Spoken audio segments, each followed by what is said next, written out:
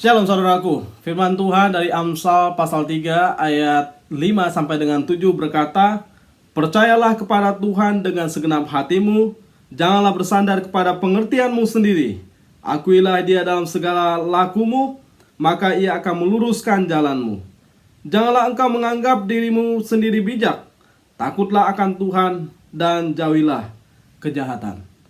Firman Tuhan mengingatkan kepada kita bahwa kita harus percaya kepada Tuhan dengan segenap hati kita. Mengapa kita percaya kepada Tuhan? Ya karena Tuhan memang layak dipercaya.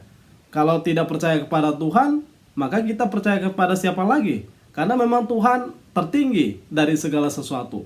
Di atas Tuhan tidak ada lagi, tapi di bawah Tuhan adalah kita dan segala ciptaannya.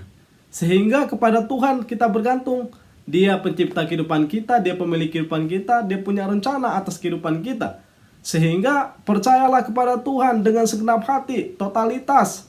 Bahkan sandarkan hidup kita pada Dia tanpa tersisa. Karena memang Tuhan layak dipercaya. Dan jangan bersandar kepada pengertianmu sendiri. Sehebat-hebat pun pengertian kita yang besar sekalipun tetap terbatas jika dibandingkan Tuhan yang adalah maha. Maka sebetulnya secuil saja yang kita miliki jika dibandingkan dengan kemahakuasaan Tuhan.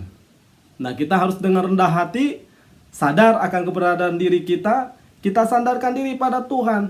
Karena sehebat apapun kita, maka bijaksana Tuhan lebih luas, lebih besar, lebih agung daripada kehebatan kita.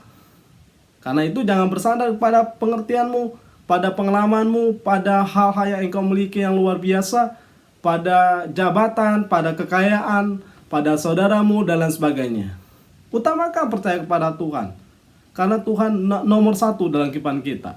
Sehingga dalam bagian ini kita diingatkan bahwa tanpa Tuhan sebetulnya kita nothing. Kita kosong, kita nol. Tapi dengan adanya Tuhan, kita tahu bahwa ada pribadi yang tahu jalan kehidupan saya, yang tahu masa depan saya, sehingga kepada Dia saja saya bersandar. Dalam bagian ini dikatakan bahwa jangan bersandar pada pengertianmu sendiri. Karena seringkali kita manusia rasa sudah luar biasa hebat. Dan seringkali kita bersandar pada pengertian kita. Dan kita lupa bersandar pada kekuatan Tuhan yang maha itu. Dan dikatakan, akuilah Dia dalam segala lakumu, maka Ia akan meluruskan jalanmu. Mengakui Tuhan di dalam segala perbuatan kita. Bahwa memang apapun yang terjadi pada kehidupan kita sebetulnya tidak lepas daripada tangan Tuhan yang mengukir, yang menuntun kita. Karena memang Tuhan adalah Tuhan gembala kehidupan kita, yang membawa kehidupan kita ke dalam kehidupan seperti yang Dia kehendaki. Kepada air yang tenang, kepada rumput hijau, bahkan di dalam lembah kelam pun Tuhan berserta dengan kita. Tidak ada alasan sebetulnya kita tidak mengandalkan Dia dalam kehidupan kita.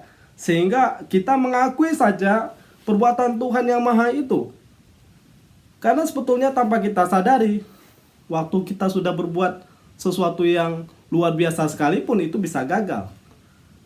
Tetapi di balik kehebatan kita, ada tangan Tuhan yang besar, yang memimpin, yang menolong kita, memberi suatu pengertian bijaksana. Terkadang kita sudah buntu dari usaha pikiran dan apa yang kita usahakan. Kadang kita sudah tidak berdaya lagi, tapi selalu ada energi yang baru. Kenapa? Karena Tuhan memberi kekuatan. Nah, sekarang saya mengakui Tuhan harusnya setiap langkah kehidupan saya, bahwa memang Tuhan selalu buka jalan. Ketika banyak jalan tertutup, Tuhan tidak kekurangan cara untuk membuka pintu-pintu yang terbuka. Kepada siapa kita bergantung? Apakah kepada pengertian kehidupan kita yang terbatas? Tidak. Harusnya kepada Tuhan. Karena Tuhanlah yang mengerti, yang tahu setiap langkah dan jalan kehidupan kita. Bahkan Tuhan mengerti jalan-jalan yang tertutup itu bagaimana bisa terbuka. Saya seringkali rasa malu kepada Tuhan. Karena saya rasa ini sudah buntu, saya sudah tidak berdaya, saya sudah menyerah. Ternyata Tuhan buka jalan. Sesuatu yang saya dapat justru di luar apa yang saya bayangkan.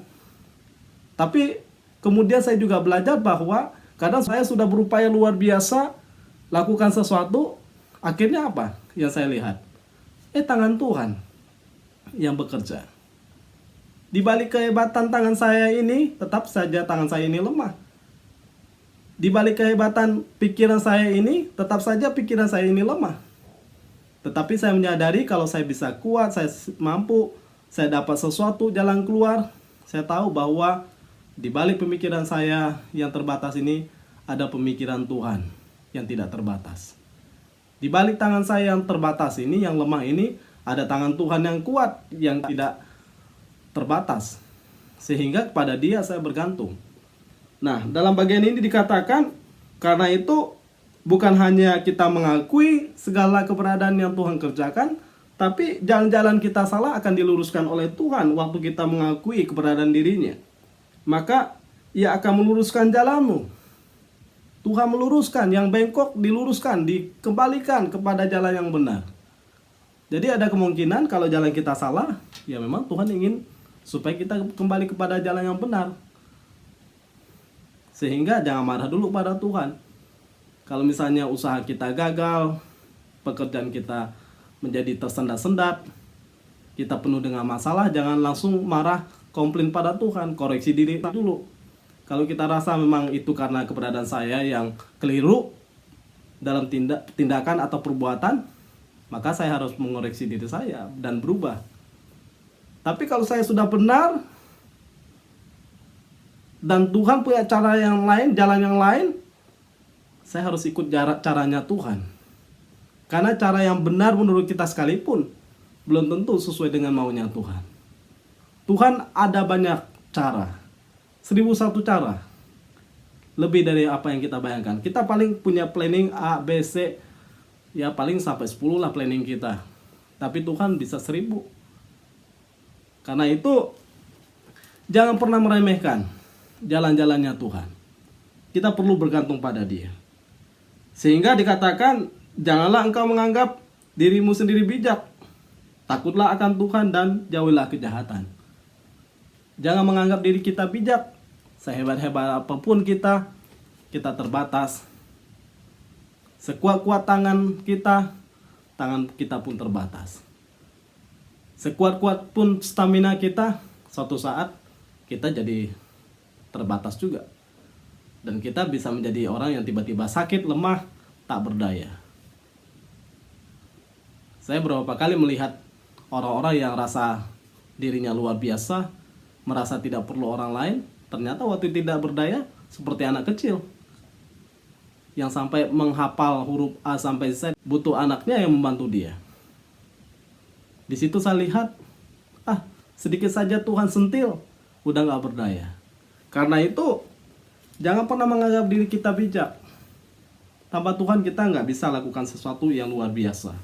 Karena itu, ajakan Alkitab adalah takutlah akan Tuhan dan jauhilah kejahatan.